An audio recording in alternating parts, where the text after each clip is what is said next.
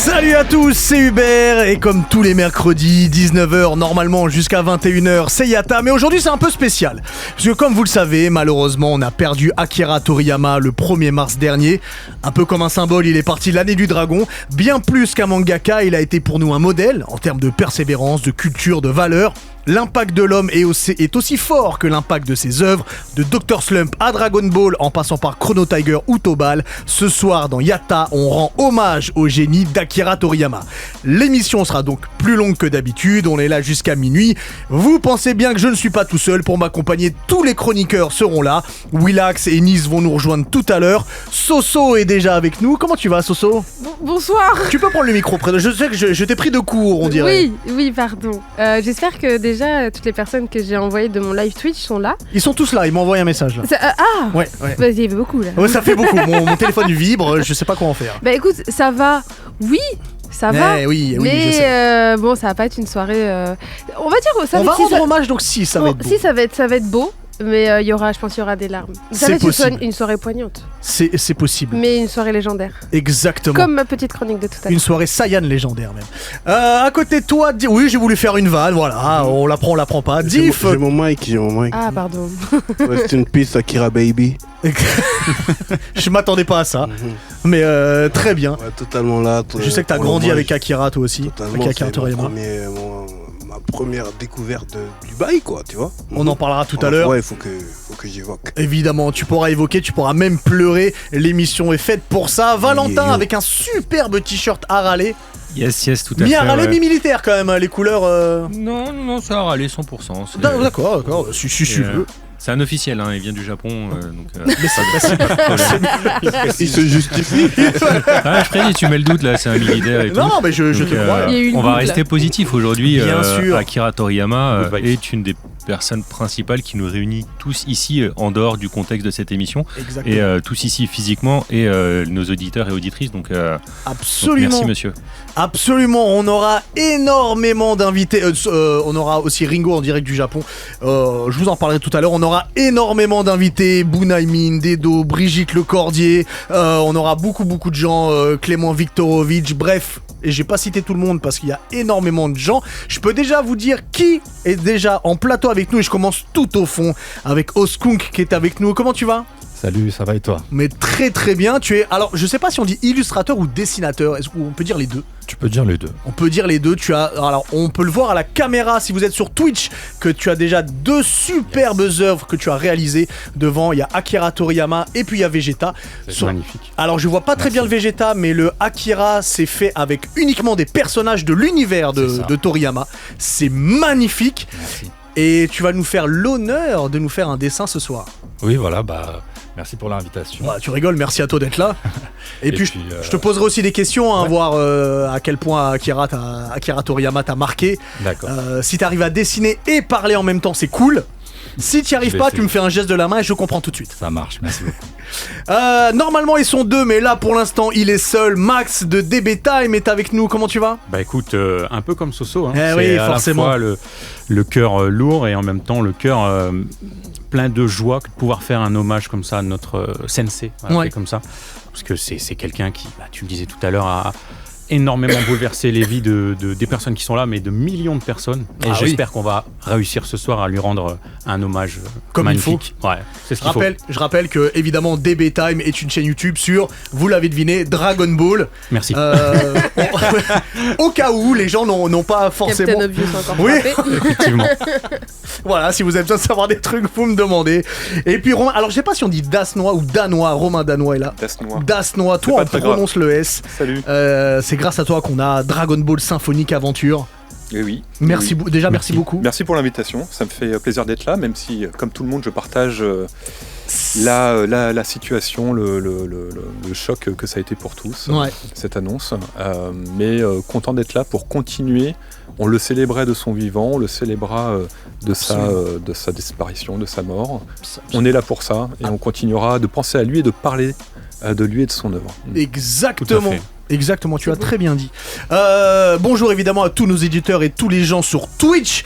Écoutez, l'introduction a été assez longue comme ça, je pense qu'on a besoin de rentrer dans le vif du sujet. Donc si tout le monde est prêt, et Yata, c'est parti. Yata Kamehameha. Je m'attendais pas à ça. Je l'ai fait en circonstance. Ouais, non, mais tu l'as bien fait. Écoutez, avant qu'on rentre dans l'œuvre, on va parler rapidement de la vie d'Akira Toriyama avant qu'il devienne mangaka. Très très rapidement, donc il est né dans une assez grosse ville du Japon, Nagoya, et il y a un détail très important sur ses parents, c'est que son père est mécanicien.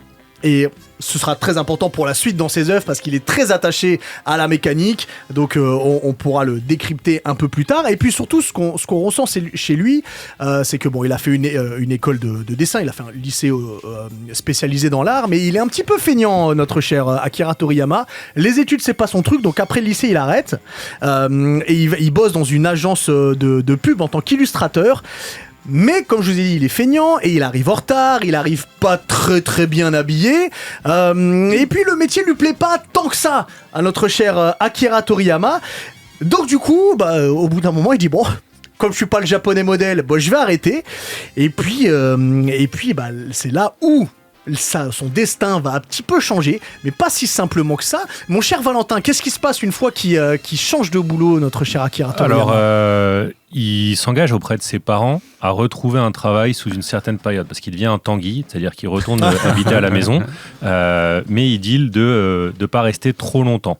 Il vivote en faisant des petits jobs étudiants avec ses illustrations, et la légende raconte, il y a 2 variantes dans cette légende, qui tombent sur un magazine avec un concours, un magazine de prépublication de manga, avec la publicité à l'intérieur d'un concours on recrute, vous pouvez gagner 500 000 yens. Lui sûr ça fait combien en euros 500 000 yens si tu sais faire tu divises par 150, donc t'enlèves 2 zéros, ça fait 50 000, ça fait 40 000 euros. 35 000 euros. Ouais, 35-40 selon le taux de change. Ouais, quand t'es au chômage, avec l'inflation, peut-être c'est plutôt pas mal. 40 000. Quoi, mais... Voilà, même et quand puis, tu l'es pas. Oui, c'est vrai, ouais. Tu as raison, Max. Il est sûr de son talent. Je veux dire, il dessine vraiment bien, il sait qu'il a un truc, donc il est sûr de si je participe au concours, je le gagne. La légende dit que soit c'était à la laverie, soit dans un café, bon, peu importe. Il manque la deadline de ce magazine. Qui était pour janvier, et donc du coup il envoie finalement son projet à un autre magazine, le Weekly Shonen Jump, ce qui est tant mieux pour nous. À ce moment-là, donc à un prix beaucoup moins cher, là c'était 100 000. Il gagne pas, il gagne absolument pas, mais un des éditeurs qui, quand on envoie son name, son storyboard à un concours, il y a toute la rédac qui se réunit, qui vote, et c'est en cas d'égalité, c'est le rédac chef qui décide. Mais voilà, bon là, il est vraiment même pas dans le top 3. Mais il y a un jeune éditeur qui dit « Ah, lui, il a un truc. » Il repère que ces bonhommes vraiment ont une âme, et il le contacte en direct en lui disant « Ok, là, t'es pas prêt, mais je vais te préparer, et on va faire quelque chose de toi. » Et donc là, c'est déjà le premier rencontre. Donc Torishima qui deviendra... tu l'as pas dit, c'est Torishima. Qui deviendra son tanto pendant très très longtemps. Puis après, il sera promu rédacteur en chef adjoint, puis rédacteur en chef du Shonen Jump. Donc un mec qui a impacté le manga game assez fortement lui aussi. Pendant 1 an, il va lui faire plein de retours sur tous ses projets. Là aussi, la rumeur dit qu'il lui a fait refaire, qu'il a mis à la poubelle 500 pages. À ce qui paraît. 500 planches de manga en lui disant non, ça c'est pas assez bien, ça c'est pas assez bien, c'est pas assez bien. On l'a dit, Akira Toriyama, il est assez sûr de lui.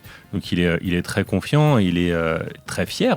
Et donc quand on met à la poubelle et qu'on dit c'est pas bien, il va revenir avec quelque chose d'encore meilleur. Il veut vraiment prouver qu'il a raison, et donc ça va le pousser à progresser sur tous les plans. Et ils arrivent à un consensus en disant ok, cette histoire elle est suffisamment bonne pour qu'on la soumette. Donc il publie son premier petit one shot, pas un gros succès, un deuxième, et puis après arrive le premier titre qu'ils peuvent publier en série, et qui va être un carton absolu. Ça aussi, c'est quand même assez rare que la première série devienne un carton. C'est Dr. Slump. Là, on peut peut-être juste revenir un tout petit peu sur pourquoi Dr. Slump, ce premier manga, était un manga de gag. On avait dit, Akira Toriyama est plutôt de l'obédience fainéante. Moi aussi, ça tombe bien. Et donc, il avait choisi de participer au concours pour le manga de gag et pas pour le manga d'action, parce que les mangas de gag faisaient la moitié des pages. Donc c'était moins de pages à faire pour la même somme. Meilleur rapport qualité-prix, j'y gagne. Et hop, il était parti là-dessus. Et donc il publie Dr. Slump qui devient un carton. Mais je pense qu'en France, on n'a pas idée en fait à quel point Dr. Slump est un carton. On va peut-être se stopper un peu pour parler justement de Dr Slump. Peut-être que je vais te lancer. Max, toi, est-ce que tu as lu ou vu Dr Slump ? Oui, bien sûr. Est-ce que tu ressens tout Akira Toriyama dedans ? Tu sens l'essence d'Akira Toriyama, c'est-à-dire que c'est l'humour, la légèreté, le côté fun, le côté déconnade, des situations qui te donnent le sourire, tu vois. T'as un oiseau qui te réveille, t'as le soleil, enfin, tu vois, c'est vraiment très gaguesque, c'est très Toriyamesque. Et c'est pour ça aussi que quand parfois plus tard, je laisserai ça pour plus tard dans l'émission, mais tu ressens ça dans Dragon Ball. Bah oui. Bah, quand il y a des gens qui disent « Ah non, mais ça, c'est pas c'est Toriyama, non, c'est la bagarre », souvent, ceux qui connaissent vraiment Toriyama disent « Ah non, Toriyama, sur l'essence même de Toriyama, vraiment, et on le voit sur la suite de ses œuvres. Quand après, il n'y a plus Dragon Ball et qu'il fait d'autres choses, il renoue un petit peu aussi avec ce côté humour qui est vraiment sa racine. Ouais. C'est sa Madeleine de Proust, hein, l'humour et le gag. Je vais me permettre de faire juste rapidement le pitch de Dr Slump pour ceux qui n'ont pas encore eu la chance de lire ou de voir l'animé. On suit justement le Dr Slump qui est un inventeur de génie, ce qu'on retrouvera d'ailleurs dans Dragon Ball sur un autre personnage. Et puis en fait un jour il crée un robot. Qui lui viendra à râler et il l'introduit dans son village pingouin. Le village pingouin, c'est là où il vit. Il l'introduit comme étant sa sœur.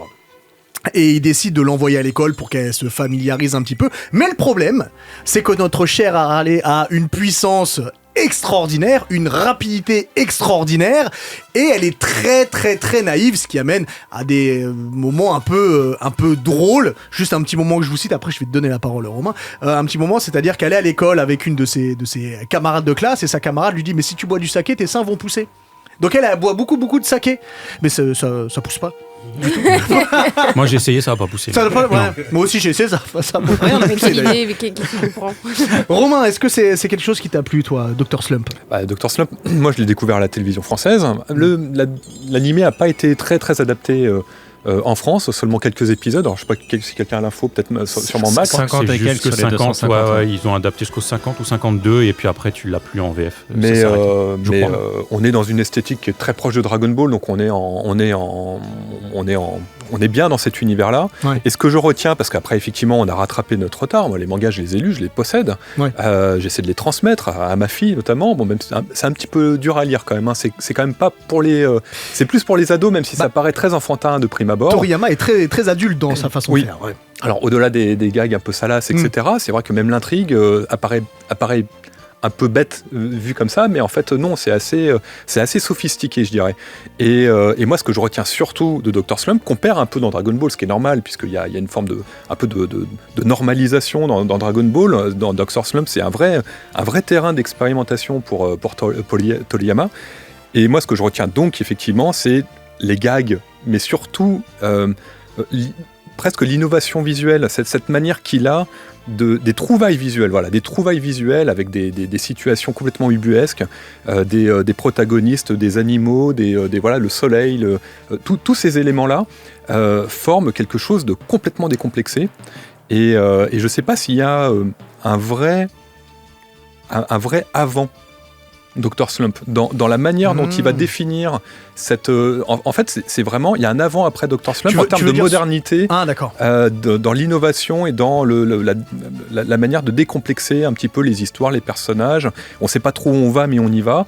Et ça, c'est en tout cas ce qui me semble, à titre personnel, représente vraiment Akira Toriyama, et ce qui va ensuite, comme je le disais, se normaliser et devenir un brin plus sérieux dans Dragon Ball, même si on regarde évidemment, comme disait Max, cette légèreté propre à Toriyama. C'est vrai. Et puis je rappelle aussi, dans Dr Slump, Dr Slump invente la machine à voyager dans le temps.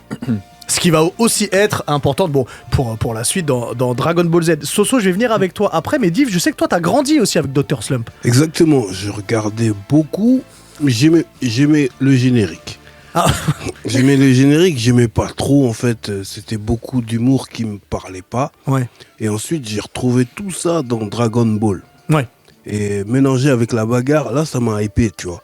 Et c'est là que je me dis que la différence entre Dragon Ball et Dragon Ball Z, c'est qu'on avait perdu ça un peu. C'est-à-dire que c'est vrai. Dans Dragon Ball, il y a des barres de rire de ouf, tu vois. Et puis On nous a jamais expliqué pourquoi il y avait des hommes cochons, des hommes chiens. Tu vois, ils sont là. Le président est un chien. Ouais. Ils sont là normal dans la ville et puis il n'y a pas de différence. Des minx, on va dire. Ouais. Mais Toriyama adore les animaux en fait. Ouais, c'est un des points forts aussi du personnage de Toriyama. C'est pour ça que tu les retrouves. C'est que tu parlais au tout début de son père qui a un peu influé son amour de la mécanique et on le retrouve dans toutes ses maquettes et tout, même dans. Bah voilà, regarde. Tu vois, voilà, il est ça a toujours été là. Et les animaux aussi. Il a eu plein d'animaux chez lui, des chiens, des chats, des oiseaux, des lézards, voilà donc.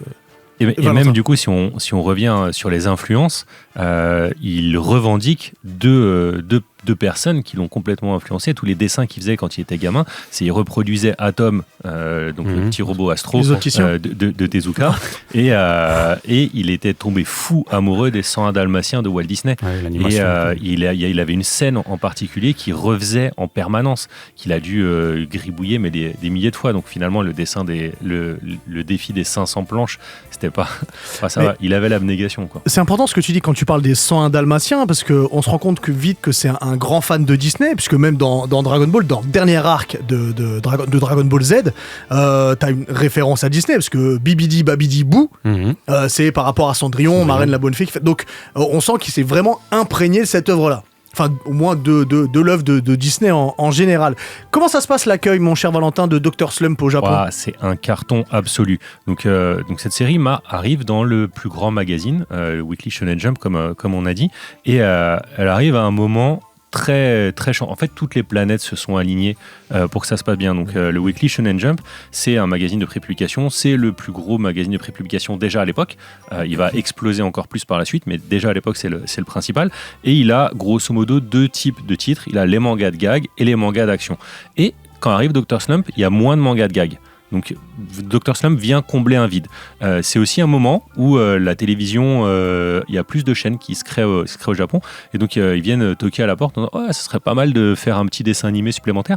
Et donc c'est un des premiers à avoir son dessin animé très rapidement comme ça. Donc l'adaptation de Dr Slump en dessin animé est hyper rapide et va tomber sur le meilleur créneau, c'est-à-dire le mercredi soir à 19h. Conquérir le Japon entier. On parle de plus de 37% d'audimat. C'est énorme. C'est en fait, pour remettre dans le contexte, c'est la 3e meilleure audience de tous les temps. Et les 2 premières en série 1. En série moyenne, les 2 premières étaient à l'époque où il n'y avait qu'une seule chaîne. D'accord. C'était plus facile de faire des bonnes audiences. Et on arrive donc à Dr Slump, c'est un truc de fou. Aujourd'hui encore, vous voyez des gens avec des t-shirts, des casquettes Dr Slump, c'est Harale-chan est un personnage iconique. Je veux dire, c'est aussi iconique qu'Astérix chez nous. Max. Ouais, mais c'est super important ce qu'il dit parce que tu disais tout à l'heure, il y a aussi avec Dr Slump une sorte d'émergence de quelque chose de fort, mais il y a aussi un des premiers personnages très forts, c'est à savoir Harale. Et on est passé à ça de ne pas l'avoir parce qu'à la base, c'était Sembe Norimaki qui était censé être le perso principal. Donc Dr Slump. Ouais, Dr Slump. Et Harale qui était juste son petit robot gaguesque. Et c'est Torishima, donc la fameuse rencontre bénie qui... Des dieux, on peut le dire. Qui nous vaut plein de choses. Il lui a dit non, laisse-moi, mais peut-être Harale, ton perso est plus fort, etc. Et il voulait pas au début. Il voulait pas, il dit non, en gros, il voulait pas que ce soit une fille, etc. Il a dit fais un test. Fais-moi confiance, on fait un test, etc. On voit comment le public va recevoir ton truc. Et ça a été un carton. Et ce qu'il disait, c'est devenu... Et du coup, ça lui a même valu de gagner le Shogakukan en 81. Donc c'est le manga award, c'est le truc suprême. Catégorie shonen et shoujo. Ça, c'est beau. Donc c'est-à-dire que le gars, il s'est dit, moi, je fais tout en même temps.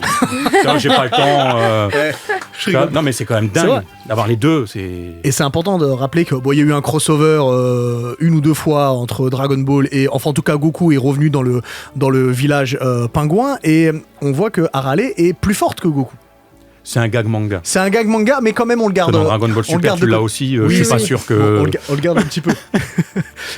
Et ce que je voulais dire, c'est on est en combien en termes de vente, en chiffre de vente, mon cher Valentin ? C'est énorme, c'est 35 millions au total, plus après les produits dérivés, les premiers jouets. C'est Akira Toriyama et l'auteur, le mangaka, qui a... Alors, c'est pas lui qui avait choisi, mais qui a imposé le Mediamix. Vous savez, ce fameux 360 où une licence est en manga, en dessin animé, en jouet, en jeu vidéo et tout ça. Akira Toriyama incarne ça. C'est vraiment celui. Et si ça n'avait pas été lancé sur ces licences, peut-être que ça aurait été un échec et qu'on n'aurait pas ce fameux Mediamix japonais. Donc, en fait, pour vous dire à quel point ça a marqué Akira Toriyama. Lui, quand il a commencé Dr. Slump, alors déjà, il voulait que ça soit effectivement le professeur, le héros, et puis il ne croyait pas que son titre allait cartonner.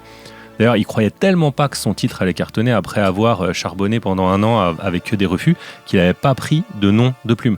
C'est son vrai nom, Akira Toriyama. Et c'est la seule chose officiellement, c'est la seule chose qu'il regrette comme décision de sa carrière, c'était de ne pas avoir pris un pseudo. Alors, ce qui est important, parce que je sais que tout le monde se voit arriver sur Dragon Ball, donc c'est un vrai carton, comme tu as dit, de 35 millions. Et à l'arrêt de Dr. Slump, c'était dans une interview que j'ai vue sous-titrée à la télé japonaise, où on lui demande la suite. Et il a dit non, maintenant je vais faire que des histoires courtes, parce que c'est trop de pression, les histoires longues. Alors, il dit un petit peu qu'il est feignant, mais il le dit pas comme ça. Et puis surtout, il dit une phrase qui s'avérera complètement fausse par la suite. Il dit « De toute façon, j'aurais pas autant de succès qu'avec Dr. Slump. » Mais même à ce moment-là, quand lui voulait... Il s'est un peu trompé là-dessus. Quand lui voulait arrêter Dr. Slump, parce qu'il a passé... alors, c'est un paradoxe Toriyama, parce que c'est à la fois un fainéant, mais c'est aussi l'employé du mois. C'est-à-dire qu'il va pas rater vraiment de deadline, parce qu'il arrivait en retard au bureau, mais il a jamais planté la rédaction. Il va faire des titres formidables, et il va malgré tout respecter les consignes. C'est-à-dire qu'il a un engagement, il le tient. Donc c'est hyper paradoxal de se revendiquer je suis fainéant, mais Dr. Slump a été beaucoup plus long que ce que lui voulait.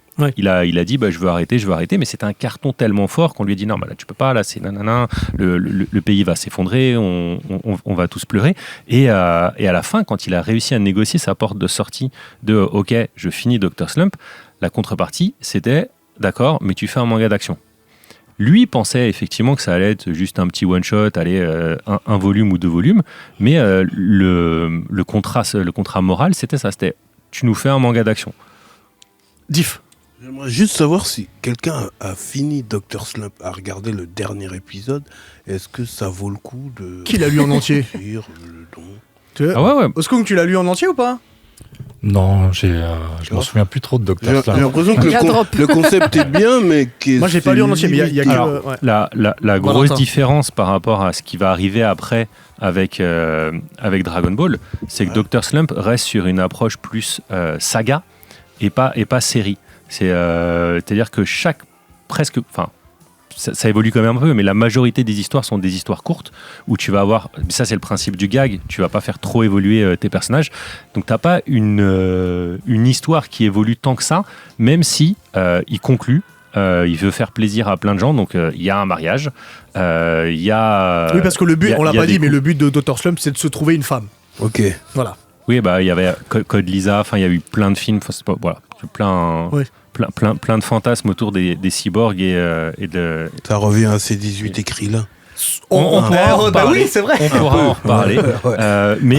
Donc il fait un petit peu de fan service à la fin en faisant évoluer et en fermant l'histoire. Il y a des personnages qui progressent, notamment Gatchan et tous les autres petits qui tournent autour. Ça reste rigolo jusqu'au bout. Et si le côté burlesque, vraiment what the fuck, vous plaît, foncez. Donc du coup, quand il termine, il y a 2 one-shots importants qui sortent, dont Dragon Boy, qui sera vraiment le prémisse de Dragon Ball, puisqu'on a un jeune garçon qui vit reclus dans la forêt avec son sensei, et son sensei lui donne une boule dans laquelle il y a un dragon qui peut l'invoquer pour l'aider, et puis il part en mission avec une princesse. Bon, il y a les prémices de Dragon Ball qui sont faits là. Avant de te donner la parole, mon cher, j'allais dire ma chère Soso, excuse-moi, je te donne la parole après. Quand Dragon Ball sort, puisque Dragon Ball sort, c'est novembre 84. 84. Ouais, 84. Soso, je sais que toi, t'as pas grandi avec Dragon Ball. Non, déjà moi je suis née en 91, ça va être compliqué. Ouais, c'est plus compliqué. Mais je sais qu'il y en a qui sont nés en 91 et qui ont quand même connu. Tu l'as regardé par la suite. Je l'ai regardé par la suite, c'est-à-dire que j'avais quand même regardé un petit peu quand j'étais petite, parce que je tombais dessus quand j'étais avec mon grand-père et tout. Et Et ma mère, elle aimait pas trop que je regarde. Elle disait oui, je trouve ça neuneux, ça rend bébête et tout, alors qu'elle me laissait devant Ken le survivant. Faut pas chercher ma mère, il y a pas de logique avec elle. Mais et c'est bien plus tard, en fait, des fois je tombais sur la chaîne manga, je regardais, mais j'étais au lycée, donc suivre les épisodes sur la chaîne manga tous les jours, ça va être compliqué. Ouais. Et c'est que à 22 ans, j'ai complètement tout repris à zéro, donc avec des yeux d'adulte en fait, et j'ai regardé ça alors que j'étais déjà sur Naruto, j'avais déjà regardé FMA, Death Note, tu vois, des à Z ou Dragon Ball? Eh ben j'ai commencé avec Z. J'ai commencé avec Z et après j'ai regardé Dragon Ball. D'accord. Et ça m'a pas dérangé pour le coup. Je crois que c'est mon ex-copain qui m'a dit ouais viens on commence avec Z. J'ai la flemme de regarder Dragon Ball, je suis ok. Et c'est dommage quand même. Un petit peu dommage. Ouais. Mais j'ai regardé les deux donc ça va. Mais donc du coup en fait il m'avait fait le pitch vite fait et après je le connaissais déjà donc ça va, j'étais pas perdue. Et même avec les graphismes de l'époque, avec les musiques de l'époque, alors j'ai regardé en japonais du coup. Ouais. Et j'étais tellement à fond dedans. Alors je tombe amoureuse de Vegeta tout de suite. J'ai eu ma préférence, toute la famille, hein. Bulma, Vegeta, Trunks, j'avais déjà mes préférences. Mais c'est vrai qu'en fait j'étais face à quelque chose, je comprenais que ça avait influé énormément. Mais il y avait, à l'époque, les gens disaient que Dragon Ball c'était de la nostalgie à fond. Oui. C'était beaucoup de nostalgie. Je fais forcément que ça va être de la nostalgie parce que tout le monde connaît Dragon Ball. Je veux dire, même si t'as regardé vite fait, tu connais Dragon Ball. Il y en a qui ont grandi avec. Tout le monde sait ce que c'est qu'un Kamehameha. Mais au-delà de ça, c'est tellement intemporel comme œuvre que je me suis rendu compte que ça avait inspiré beaucoup d'œuvres, dont ma préférée Naruto. Mais ce qui n'est pas caché. Ce qui n'est pas du tout bien sûr, caché. Bien sûr. Mishima l'a dit plusieurs fois. Mais en fait, ce qui n'est pas caché ou ce qui n'est pas caché. Ok, continue. Kakashi, tout ça. Ça va être compliqué. Je valide. Max valide pas, ça fait depuis 13 heures qu'il fait ça, j'en peux plus. Mais en fait, oui, c'est vrai que faut se rendre compte aussi qu'en France, on est beaucoup, les communautés se tapent sur la gueule en disant c'est lui le papa de dadada. Et en fait, au Japon, l'idée de reconnaissance est beaucoup plus saine, beaucoup mieux amenée qu'en France où on se dit que forcément, il faut faire des choix. Et du coup, moi, j'ai regardé ça. Et en fait, je suis tombée in love de Dragon Ball, enfin de Dragon Ball Z en premier. Et j'étais prise par autre chose que la bagarre, en fait. Parce que beaucoup parlent de bagarre, mais c'était bien plus que ça, en fait. C'est... Oui, la bagarre, mais au-delà de ça, il y a un développement de personnages. C'est pour ça que moi j'adore Vegeta. Il y a une vraie évolution, il y a beaucoup d'émotions, beaucoup de scènes avant les bagarres où Vegeta pleure, alors que non, il n'est pas censé pleurer. Je vais beaucoup parler de Vegeta, désolé. Il a pleuré beaucoup, Vegeta, quand même. Et alors ça fait pas de lui moins que rien, ok. C'est vrai. Mais tu vois, genre, t'as un personnage féminin qui est incroyable, il y a Bulma, donc c'est pas vieux jeu, c'est intemporel. Franchement, j'ai grave kiffé, j'ai pas jugé ça en tant que vieux manga, mais en tant que manga intemporel. Ça marche. Romain, toi, à quel point ça t'a... on rappelle que tu es derrière le Dragon Ball symphonique. À quel point ça t'a impacté, Dragon Ball ? Alors moi, je suis né au début des années 80, donc forcément, il n'y avait pas grand-chose, on n'avait pas Internet, etc. C'est bien de remettre le contexte. Oui. Il y avait quand même plusieurs programmes différents sur quelques chaînes différentes, mais on se retrouvait à peu près tous devant les mêmes programmes. Donc Dragon Ball est l'un des programmes majeurs de cette période. Et au-delà d'être une super série, etc., on en parle tous, ça nous a transformés. C'est surtout qu'on avait tous en commun cette culture. Tout le monde regardait Dragon Ball. Ouais. D'accord ? Aujourd'hui, je pense on peut pas dire ça d'une œuvre en particulier, que tout le monde la regarde, etc. C'est très difficile et c'est normal. C'est notre époque qui est comme ça. Mais à l'époque, tout le monde la regardait. Donc on s'émulait tous. Rappelle, parce qu'il y avait moins de choses à regarder. C'est exactement ce que je disais. Il y avait moins de chaînes, il n'y avait pas Internet, etc. Donc tout le monde regardait Dragon Ball. Donc forcément, c'est une série qu'on regardait à la maison, mais en vérité, on la regardait tous ensemble. C'était... Et c'est toujours des gens de ma génération, et puis même ceux qui l'ont découvert un petit peu après, etc. C'est un socle commun qu'on a tous en France, à minima, et on n'en a pas beaucoup des socles communs comme ça. Et c'est ça que je veux exprimer, c'est que c'est surtout ça qui nous a, je pense, tous inconsciemment, consciemment ou inconsciemment, impactés dans tout ce que l'on veut faire. Et quand on se rencontre les uns les autres, on se connaît pas, on se connaît pas tous forcément, quand on a ce socle en commun, on sent qu'on peut avoir potentiellement les mêmes valeurs, la même culture d'expérience culturelle, de ce qu'on a vu en étant jeune, etc. Et Dragon Ball, avec toutes les valeurs qui sont véhiculées dans la série, on va en parler, forcément ça nous a impacté, et ça nous a impacté tous au même moment, et tous de manière donc relativement transversale, ce qui fait que cet impact, il est à titre individuel, mais aussi au niveau de la société. Et ça, moi, j'ose le dire. Tous les gamins des années 80 regardaient Dragon Ball, c'est extraordinaire. On a tous été biberonnés à Dragon Ball. C'est vrai. Même ceux qui n'ont pas regardé des animés par la suite. Avant que je te donne la parole, Max, Diff. C'est vrai qu'on l'a tous regardé, tous les gamins de ma génération. C'était vraiment à ça qu'on jouait à la récréation, tu vois. Et on courait avec les bras comme Goku, tu vois. Et ça a impacté tout le monde à un moment donné dans notre vie. On s'est dit, qu'est-ce que Goku ferait à notre place, tu vois. Et ce moment précis, ça te donne une force, ça te donne un juice, tu vois.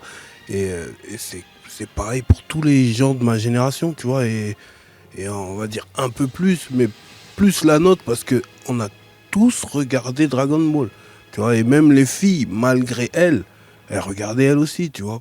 C'était une hype incroyable comme Jordan dans les années 90, tu vois ce que je veux dire. Comme j'aime bien dire que Dragon Ball, c'est le Michael Jordan du manga. Voilà. C'est une belle ref, Max. Bon, vu que t'as lancé quand même une chaîne sur Dragon Ball, forcément ça t'a impacté, mais est-ce qu'il y a quelque chose en particulier qui t'a impacté? Peut-être une valeur, peut-être un personnage dans Dragon Ball? Un truc, c'est compliqué. Parce que c'est vraiment t'as le droit de m'en dire plusieurs. Non, mais en gros, c'est vraiment Dragon Ball au sens large. C'est ce qu'Akira Toriyama a réussi à véhiculer. On parlait de valeurs, on parlait de socle commun. Dans la vie, tu vois, t'as tes parents, normalement, si tout se passe bien et que t'es... Voilà. Dans les shonen, moins. Dans les shonen, moins. Mais Toriyama, ça a été un peu comme un père spirituel. C'est-à-dire qu'aujourd'hui, je ne serais pas qui je suis. Je ne serais pas Max, je ne serais pas là, on ne se serait pas rencontrés sans lui. C'est-à-dire que toutes les valeurs que tu peux avoir, l'amitié, l'amour, se dépasser, ne jamais abandonner, tu vois, se relever, croire. Tu vois, t'aimes bien Vegeta, mais il y a aussi, parce qu'à un moment donné, Goku lui donne une chance, la rédemption, le pardon. Sans ça, on l'aurait, c'est tout. Krillin, il était prêt à le tuer. Krillin, il le démonte, ça y est, il n'y a plus de Vegeta dans l'histoire. Tu vois, il y a vraiment beaucoup de valeurs, et quand tu grandis avec ça, quand t'es un enfant et que tu grandis avec ça aussi, t'apprends de ces choses-là et tu te dis ça devient un modèle, ça devient, et c'est en vieillissant que tu comprends que c'est forcément l'auteur qui a véhiculé tous ces messages. Bien sûr. Mais même lui, il n'en a même pas conscience quand il a écrit l'œuvre avec son cœur. Et aujourd'hui, on est des millions à avoir cet amour pour Akira Toriyama et à avoir ce cœur lourd de l'avoir perdu. C'est formidable ce qu'il a fait. C'est Alors, je vais déranger... Oskunk, est-ce que je peux te déranger 2 minutes? Parce que je sais que tu es en train de dessiner. Je sais pas si la caméra arrive à voir ce que tu fais, mais oui, Max. Il est en train de dessiner, mais rien à voir avec Dragon Ball, par contre. Il fait Naruto. C'est pour Soso. C'est pour Soso. Ah, merci beaucoup, c'est gentil. À quel point ça t'a impacté, toi, cette œuvre? Ou même Akira Toriyama? Écoute, je suis d'accord avec tout ce que vous avez dit. Ouais. Et c'est vrai que moi, avec mon petit frère... tous les mercredis matins, on était au taquet, quoi. Alors là, tu parles du Club Dorothée. Le Club Dorothée. Maman Dorothée. Dorothée matin à l'époque. Ouais. Et Maman Dorothée, tu as très bien dit, comme tonton Akira Toriyama. Ouais, voilà, avec Maman Dorothée, donc. Et c'est vrai que moi, je dessinais déjà un petit peu à cette époque-là. Ouais. Mais quand j'ai vu les dessins qu'il faisait, enfin les personnages, tout ça, les couleurs... ça a développé beaucoup de skills chez moi. Ouais. Et du coup, je me souviens, je venais d'arriver dans une nouvelle ville, dans un nouveau collège. Et direct en montrant mes dessins, hop, tu t'es fait des potes, quoi. Et c'est parce ça, que tes premiers dessins, c'était des personnages de Dragon Ball. Ouais, j'arrêtais pas, quoi. J'avais des cahiers remplis de tous les personnages. Et c'est vrai que ça a créé quelque chose au collège et c'était ouf. Et alors, une question, parce que je sais que tu es en train de dessiner, mais que ce soit pour le Vegeta ou pour le Akira Toriyama, donc qui sont juste devant toi, ça t'a pris combien de temps? Alors, pour le Akira, j'ai appris la nouvelle vendredi. Ouais. Donc, très triste. Ouais, évidemment. J'ai vraiment mis ce que j'avais à faire de côté ce jour-là. Et je me suis mis dans mon bureau et j'ai fait ça toute la journée. C'est assez rapide, je trouve, hein, parce que vu la qualité du dessin, c'est assez rapide une journée. Mais vraiment, j'étais dans ma bulle. Ça a été un peu ton exutoire à toi? Un peu, ouais. C'était une annonce dure quand même. Ah ouais. Et tu le bicraves combien? Combien? C'est vrai que j'ai reçu beaucoup de messages par rapport à ça. Et celui-là, je le garde. Il y a des primes qui arrivent. Garde-le peut-être. On verra ce week-end. Mais c'est vrai quoi, un truc comme ça, en général, ça peut prendre 2-3 jours. Valentin. Quel est le personnage, le sous-personnage parce que donc pour ceux qui n'ont pas l'image, tout le dessin est composé de plein de personnages et avec le recul, ça fait la forme, la veste, le fond, le visage. Quel est le premier personnage que tu as posé sur ce dessin? C'est Goku enfant. Ah là. Ouais. Le premier. Il est incroyable. Ouais. Il est incroyable. Merci. Non mais vraiment, c'est... Et tes œuvres, on peut passer les des heures trouver... je partage tout sur mon compte Instagram, Oskunk, et sur TikTok. Alors, Oskunk, c'est OSKUNK. C'est ça. Ouais. Et ben voilà, c'est pour ceux qui c'est ont la besoin. petite pub. Ouais. Tu fais que des œuvres Max. uniques ou est-ce que tu vas, par exemple, un modèle comme ça, le sérialiser? Parce que je pense que ça, il y en a beaucoup qui aimeraient l'avoir vraiment. Oui. Bah, c'est ce que je disais. En symbolique. J'ai reçu beaucoup de messages. C'était pas le but, honnêtement. Je l'ai vraiment fait avec le cœur. Mais justement, c'est ça qui est beau. En fait, c'est vraiment les fans qui m'ont contacté et qui m'ont dit, s'il te plaît, quoi, si tu fais un print. Ouais, fais un print. Non, mais vraiment. Mon PayPal, enfin, c'était ouf, quoi, ce jour-là. Et voilà, il y aura peut-être une surprise ce week-end. Okay. C'est la on est bonne tous nouvelle. contents. First. Ouais, 12. Parce que le Toriyama, il est vraiment extraordinaire. Il est magnifique. Merci. Valentin, toi qui as vu l'arrivée de Dr. Slump, quand tu vois l'arrivée de Dragon Ball, est-ce que tu dis on est reparti sur un nouveau hit? Non, alors ce qui est marrant, c'est que je m'en suis... Enfin, dans le contexte, j'ai ressorti mes souvenirs pour voir comment ça s'était passé. Dragon Ball arrive et un tout petit peu teasé donc dans Dorothée Matin en mode on a une surprise, une nouvelle série. À cette époque, c'est pas les animés japonais qui sont sur le devant du Dorothée Matin. Les animés japonais, la grosse masse, c'est sur la 5. C'est pas chez Dorothée. Dorothée, c'est Jace et les Conquérants de la Lumière. Ouais. Ça, c'est ça le banger de l'époque. Avant, c'est Jem et les hologrammes.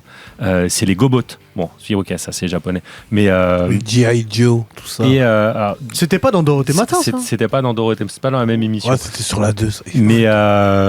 Mais donc, Dorothée, elle nous tease mon nouveau chouchou. C'est la première fois qu'elle nous dit qu'il y a un animé qui particulièrement lui plaît. Donc, moi, j'ai confiance. On a dit, notre belle maman Dorothée. C'est notre deuxième maman à tous. On a confiance. On regarde. C'est quelque chose que j'ai jamais vu. C'est ce petit gamin qui est à la fois un peu débile, mais attachant. Naïf, on va dire naïf. Oui, mais il a vécu tout seul. Il vit dans la forêt, quoi. Il ignore plein de choses que même moi, qui ai le même âge que lui, d'ailleurs, il est censé être plus âgé que moi à cette époque. Il y a 12 ans, normalement. J'ai 8 ans. Il se trompe parce qu'il ne sait pas compter, en fait. Oui, c'est vrai. Et c'est pour vous dire à quel point il est un peu naïf. Où il a été bercé trop près de la capsule, tu vois. On critique pas Goku. Et non, mais c'est ça qui le rend attachant. C'est qu'en fait, il a ce côté un peu éponge. Je découvre l'univers et c'est par lui qu'on va découvrir cet univers dingue. Et la première qui m'a scotché, en fait, c'est Bulma. Bulma qui apparaît donc dès le premier épisode, cette première rencontre, elle a tout. C'est la Indiana Jones femme. Elle est riche héritière. Elle est ingénieure. Enfin, elle invente des trucs. C'est incroyable. Les capsules. On en revient au professeur Slump. Je m'en suis toujours pas remis. Les inventions des capsules, là où on clique et hop, l'objet rentre. Tu peux transporter une maison, une voiture, n'importe quoi dans ta poche. C'est formidable. Enfant, je rêvais de ça. J'attendais ça. J'attends toujours ça. On attend tous. Les gars. Mais ça arrivera un jour, peut-être. On espère. Mais donc, à ce moment-là, j'apprécie Dragon Ball, mais c'est un petit peu plus tard que ça devient vraiment la passion absolue. Un arc en particulier, là? Alors, 2 arcs, vraiment. La rencontre avec Krillin. D'accord. La rencontre avec Krillin et cet entraînement, parce que moi, ça résonne avec d'autres morceaux de la culture pop, et forcément, on pense à Karate Kid, ces entraînements qui semblent un peu débiles, mais qui, au final, portent leurs fruits. Donc, on voit là où ça va venir. Nous, à ce moment-là, on est gamin à l'époque, on a des cartables de 40 kilos. Je rajoutais des bouquins, finalement. Donc d'un seul coup, je passais de mon cartable est trop lourd à non, mais attends, je peux mettre 2 bouquins de plus. Si Goku et Krillin le font, je peux. Voilà, et donc l'entraînement de la tortue, ça c'était. Il portait du lait. Ouais, il portait du lait. Il faisait la livraison, il nageait dans un lac, il se faisait courser par un requin, il y avait un dinosaure derrière. Il faisait des tranchées pour les agriculteurs. J'espère que t'allais pas dans la scène. Avec les à main nue. C'était vraiment incroyable. Et on a tout de suite on parlait tout à l'heure des valeurs. Ouais. Donc là, on a l'effort est récompensé parce qu'on voit le progrès quasiment en temps réel. Alors en temps pas réel parce qu'il faut attendre une semaine à chaque épisode et des fois l'histoire elle avance pas très très vite, mais sur ce début. Et le deuxième moment qui m'éclate, c'est le ruban rouge. C'est mon arc préféré. Qui est introduit par Tao Pai Pai, qui met de la gravité, parce qu'on passe d'un seul coup à c'est rigolo, c'est très rigolo, hein, parce que même quand ils se castagnent, c'est un peu n'importe quoi, tu vois, ils ont des bosses, des bleus, enfin c'est tounesque. On est vraiment sur du Walt Disney. Il n'y a pas vraiment d'ennemis lors du premier arc jusqu'au premier tournoi. Et Tao Pai Pai, c'est quelqu'un, pardon. Même les méchants, ils sont un peu rigolos, et puis au final, ils s'avèrent être les disciples des gentils, donc tu dis voilà, bon, il avait juste un peu d'erré, et Tao Pai Pai, il arrive, il tue. Ouais. Avec la langue. Il tue bizarrement. Hein. Bizarrement, mais il tue les gens. Donc ça y est, là tout de suite, t'as un indice de gravité qui se pose dans Dragon Ball. Ça devient sérieux. Ouais, les gens on nous prend pas. Voilà. Et là, il y a un enjeu. Et donc là, maintenant, chaque épisode, il faut que je sois là, il faut que je sache ce qui va se passer. Et comme vous avez parlé de Tao Pai Pai, notre producteur Face nous a calé un petit extrait de Tao Pai Pai. Sibyl, c'est toi qui l'as ? Écoute, vas-y, envoie. Tu peux trouver un moyen de transport plus rapide. C'est en VF.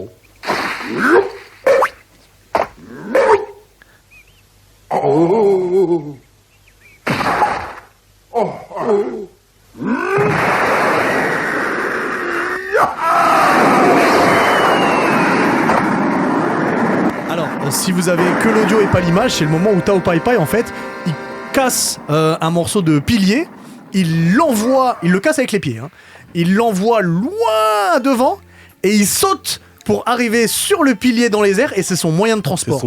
Attends, je rajoute, il le casse avec les pieds parce que ce personnage est tellement flegmatique, tellement fort, et il est tellement au-dessus des autres. C'est pas pour pas juste pour flexer qu'il tue avec la langue ou avec n'importe quoi. C'est parce qu'il dit, voilà, je suis tellement au-dessus que vous méritez même pas que je me serve de mes mains. Ouais. Et il tue en claquettes aussi.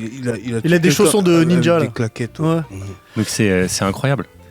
Il y a un truc dont on n'a pas parlé dans les références, c'est que Toriyama, c'est aussi un grand fan de Star Wars.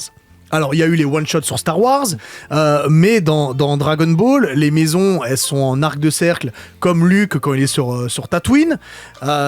C'est quelque chose d'important. Il avait même fait et c'est toi, Valentin, qui m'en avait parlé, une collab pour la sortie de l'épisode 1 de Star Wars. De la menace fantôme. Il avait fait une collab, il avait dessiné, je sais plus qui le jeune dessiné. Luke, Anakin. Anakin, non, c'est le jeune Anakin, du coup, c'est pas Anakin, Luke.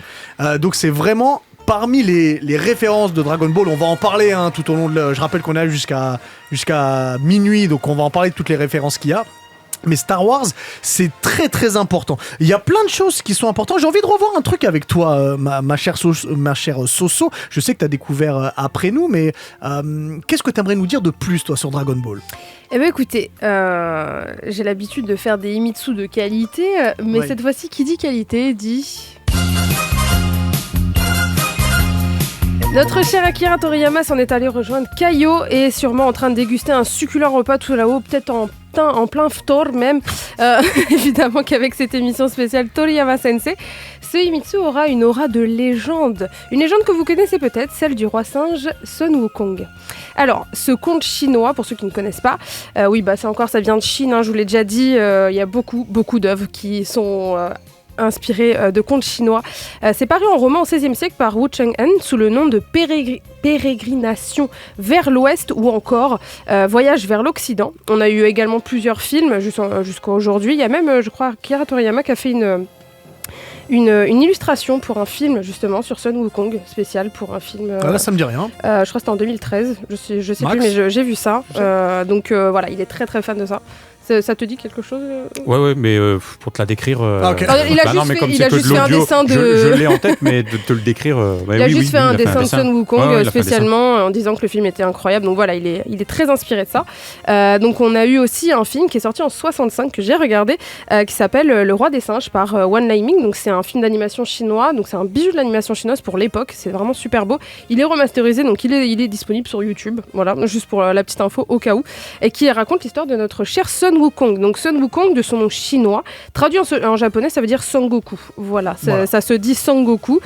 Donc Toriyama a donné direct la couleur sur ses inspirations, il n'a même pas cherché à modifier le nom. Donc c'est un roi singe, quasi immortel au début de l'histoire, extrêmement fort, qui vit dans la montagne des fleurs et des fruits, avec d'autres singes. Il s'amuse bien, mais il lui faut une bonne arme. Donc, parce qu'en fait, il n'y en a aucune qui est à la hauteur de sa puissance. Et il va alors se rendre dans le palais du roi dragon au fond de l'océan, sur le dos d'une tortue. Je ne sais pas si ça vous rappelle un Himitsu de la semaine dernière sur les isekai. Décidément, les isekai, ils me lâcheront jamais. Avec Urashima Taro qui sauve la tortue et s'en va dans ce fameux palais en remerciement. D'ailleurs, pour le petit lien avec Dragon Ball, c'est Goku qui retourne la fameuse tortue qui va l'amener à Kame Sennin. Donc voilà, la boucle est bouclée. Donc dans l'histoire de Sun Wukong, il va aller dans ce palais. Lui, il va pas retourner de tortue. Hein. Il va juste se mettre sur le dos de la tortue. Il va emmène-moi. Ouais. Parce que Sun Wukong, il est un peu, il s'en fout. Hein. Lui, il y va. Donc il va aller dans le palais du roi dragon. Il va et le roi va lui dire je te propose plusieurs armes. Aucune va lui convenir. Il les détruit toutes. Une à une, il fait mais non, mais c'est trop léger, c'est pas assez bien pour moi. Et le roi dragon, il fait mais attends, mais c'est pas possible. Du coup, il dit je vais t'en montrer une. Il dit pas je vais te la donner, il lui dit je vais t'en montrer une. Et là, on voit ce fameux bâton. Il est planté au fond de l'océan. Il est immense, personne ne peut le bouger, donc un peu comme l'histoire du roi Arthur. Et donc c'est le Nyoibo, le bâton magique dans Dragon Ball que vous retrouvez sur Goku. Et c'est une arme légendaire. Et lui va réussir à la sortir, à la soulever, il va la maîtriser tout de suite. Et le roi dragon, il est en mode pardon, mais c'est quoi ça? Et en fait, il va se barrer avec. Voilà. Et le roi dragon, du coup, il a le seum. Il est parti avec une arme légendaire. Personne l'a soulevée, lui, il l'a prise. Donc cette arme, elle est connue pour pouvoir se rétrécir. Il la cache dans son oreille normalement. Elle peut s'agrandir à volonté. Donc dans Dragon Ball, d'ailleurs, ça qui relie le temple de Karine avec un autre temple. En fait, ça relie la tour de Karine avec le tour du Très-Haut. Le tour de Dieu.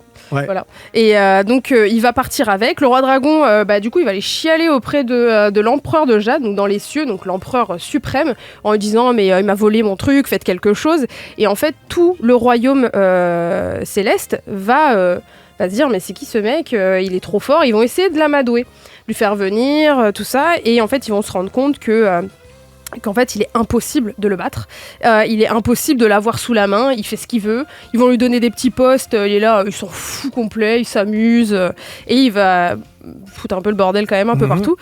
Donc pour vous la faire courte, personne ne va réussir à le battre, mais ils vont réussir à le coincer après de longues et des longues batailles dans la montagne aux 5 doigts de Bouddha pendant 500 ans. Ils vont réussir uniquement à le coincer dans cette montagne. D'accord.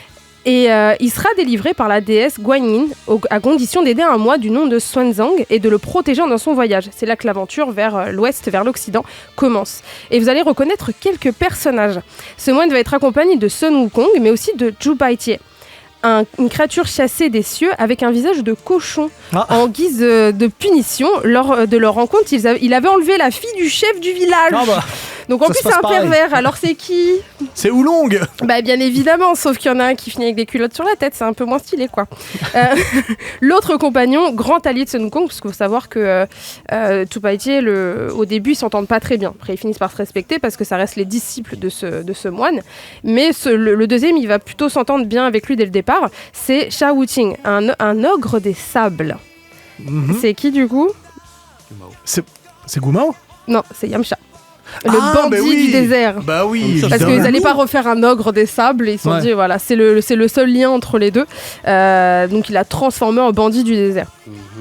Et il faut savoir que Sun Wukong, si vous regardez le film d'animation de 65, au niveau du caractère, vous verrez réellement Son Goku, au niveau du caractère, c'est trait pour trait. C'est assez frappant. Il en a rien à faire des formules de politesse. Jusque dans Super, vous le voyez, il est toujours en train d'arriver, tout le monde est là, se prosterne, lui il en a rien à faire. Il arrive, ouais, t'es qui toi, je m'en fous. Il rigole tout le temps. Il adore se battre, vraiment, il adore se battre tout le temps. Il est hyper actif. Il aime manger, beaucoup trop même. Faut savoir qu'à un moment, ils vont lui donner un poste Auguste, c'est le gardien du verger. Ce verger, faut pas le toucher. Il y a des pêches incroyables. Elles sont là que pour un banquier une fois par an. Il va littéralement tout boulotter. Il a mangé les pêches de 9000 ans. Il a fait celles-là, c'est les meilleures. Je vais les bouffer. Et il en a rien à faire. Il va aller au banquet parce qu'il n'a pas été invité. Il va y aller avant. Il va tout voler. Ouais. Il va tout saccager. Enfin bref, il a vraiment foutu une merde pas possible. Donc il parle assez mal. Il est assez incontrôlable. Assez crédule aussi parce qu'à chaque fois t'as le bras droit de l'empereur qui lui dit mais viens, on va te donner un poste, t'inquiète pas, tu seras légal des cieux. Ok, j'arrive. Vraiment, il est beaucoup trop crédule.